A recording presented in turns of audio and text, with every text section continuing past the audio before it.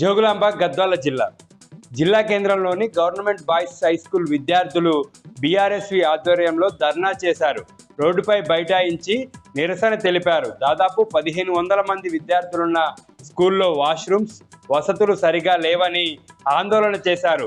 CM విద్యాశాఖ మంత్రిగా ఉన్నప్పటికీ కూడా సమస్యలు పరిష్కారం కావడం లేదని బీఆర్ఎస్వి నేతలు అన్నారు. వెంటనే సమస్యలు పరిష్కారం చేయాలని, లేకపోతే విద్యార్థుల తరపున పోరాడుతామని బీఆర్ఎస్వి నేతలు హెచ్చరించారు.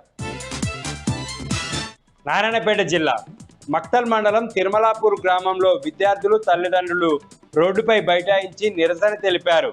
ఇసుక టిప్పర్ల వల్ల ఇసుక దుమ్ము ధూళి కళ్ళలో ఆహారంలో పడి విద్యార్థులు తీవ్ర ఇబ్బందులు ఎదుర్కొంటున్నారని ఇసుక టిప్పర్ల ముందు నిరసన తెలిపారు.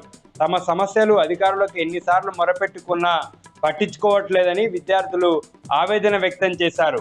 వెంటనే ఇసుక టిప్పర్లను దారి మళ్లించాలని డిమాండ్ చేశారు.